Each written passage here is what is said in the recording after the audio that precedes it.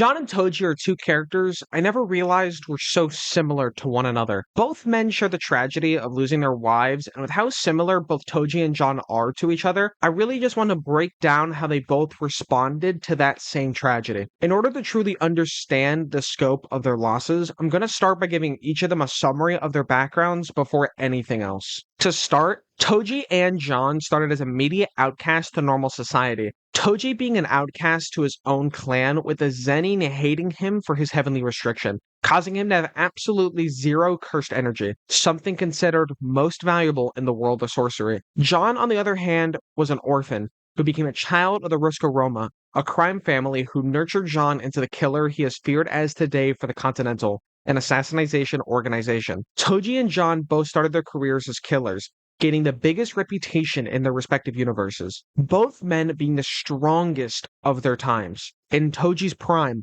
no one other than Kenjaku was alive to challenge him, and even then, Kenjaku was still prepping all his plans, so Toji was the only strong fighter alive and active. Meanwhile, for John, he was able to climb the ranks into becoming New York's most infamous killer working for the Continental. Every killer feared him as the Baba Yaga, and once John was after you, you would meet your end. After they became infamous, both men were able to somehow find a girl, and miraculously, fall in love. Immediately, they wanted to leave their criminal lives behind in order to be with them. Toji was able to do this a lot easier than John, simply being able to walk away as he changed his clan name from Zenin to Fushiguro, the last name of his wife. John had to go through hell for his wife Helen. In order to escape life as a contracted killer to the Continental, John had to complete what was titled the Impossible Task. This task was given to John by Vigo Tarasov, who went on to say, "The bodies he buried that day laid the foundation of what we are now." John completed the mission, and for 5 years enjoyed the quiet life with his wife, as Toji did as well. Years passed, and both Toji and John experienced the best years their lives had to offer. Everything changed for them in a single night when both of their wives would tragically pass away, causing an internal emptiness in the men. John was lost without his wife, seemingly becoming a lost soul until he got the arrival of Daisy, a puppy his wife gifted him before she passed away. John loved and adored the puppy, it being the only connection he had to his deceased wife.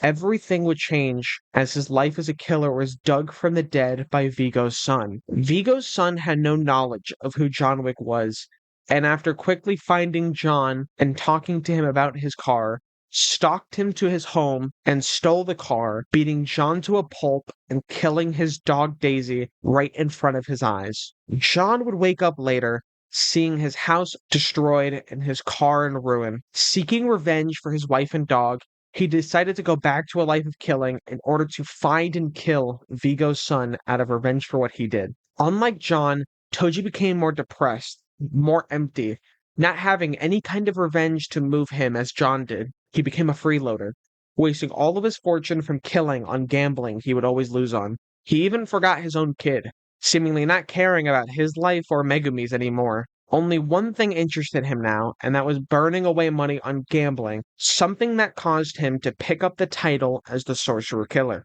Toji wouldn't go back into killing until he got a mark on the now teenage Satoru Gojo, the biggest prodigy the Gojo clan has ever created. He spent countless days devising schemes in order to wear down Gojo, and eventually he managed to stab him in the head as he defeated both Gojo and Geto, another special grade sorcerer who was the best friend of Gojo. Thinking his job was complete, Toji collected his money, only for Gojo to still be alive and fight him once more after awakening Reverse Curse Technique, a technique that allows only the peak of sorcery to heal themselves with cursed energy. Without his tactics, Toji didn't stand a chance against this awakened Gojo, and the result of the battle would mark the end of Toji's life. John was more successful than Toji, being able to successfully kill Vigo's son and being able to return to his former life, even gaining a new dog companion. That was until another man decided to force John to work for him, Santino D. Antonio, the man who helped John complete his impossible task.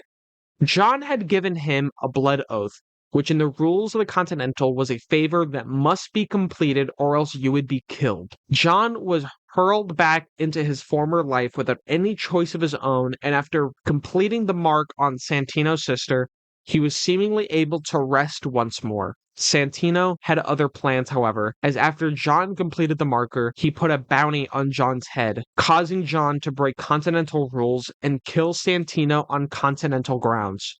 After this, John would be chased by killers from all over the world to try and claim the bounty still on his head, causing him to be permanently on the run. It seemed that both men would never be able to have the lives they once lived with their wives. Both men were seemingly lost. Toji was dead, with his kid being raised by the man who killed him, and John was on the run from the corporation he used to work for. John would stay on the run for the entirety of the third movie and wouldn't get anywhere until he manages to kill the Elder, the man who runs the entire Continental. But this causes the High Table to go after John. After running across the globe, John was finally able to try and enact his revenge by killing Marquise Vincent in a duel, something the Continental held sacred. Vince chose Kane, a blind killer who had been friends with John for years, as he had his family hostage. After starting the duel, Kane shot John, but John survived using his own bullet to kill Vincent after he took Kane's gun. This marked the end of the duel, John seemingly dying from his wound as he felt happiness in being able to join his wife again after freeing Kane from a similar fate to his own. John asked for nothing more than for a loving husband to be what was on his tombstone and felt finally relieved as he took his final breath. Toji, however, still had one final day. After a sorcerer managed to revive Toji, he went out on a blind killing spree, killing anyone who crossed his path in Shibuya. This path of carnage led him to Megumi, his son, who he began chasing down in an attempt to kill, as were the rules of the sorcerer's technique against him. After battling him for a while, Toji was finally able to recognize his son after he grew up, and after asking what his last name was and hearing Fushiguro, the name of his wife, Toji stabbed himself in the head to stop his body from killing his son as he met his final end, knowing his son would live a life better than he did. Now, what does this all mean? John Wick chose revenge and threw himself back into his criminal life, knowing he would never be able to escape that life twice. Time and time again, John felt the worst the world had to offer as he went on his crusade against the Continental. Even with all that, John was a kind and compassionate man who valued all those close to him. He gave everything he had to protect Winston, who acted like a father figure to him and even gave his life to save Kane's and his family. John died a man his wife could be proud of, a friend and a loving husband. Toji, on the other hand, had nothing. He threw his life away as without his wife, his life had no purpose. Even his own son couldn't spark life into him, only remembering him when he was about to die. He died finally realizing his son turned out better than he did, happy he wouldn't live the same life he had, and smiled at the thought as he returned to his wife. Both men suffered, and both men died for their respective choices. Both were men who lost everything to get nothing in return, but satisfaction of their deaths having value. I think John had nothing left after his wife died, so his path feels like the only true way for him to go after what happened to Daisy. Toji, on the other hand, had a chance with raising his son, but chose to be the dirtbag he turned out to be and threw everything away in his own self-pity. John and Toji are two sides of the same coin, one finding a purpose after losing everything, and the other one losing all sense of purpose after losing their everything. One managed to die a husband, as the other barely managed to die as a father. Both men found their purpose. Both men died happy, knowing everything would finally be okay without them.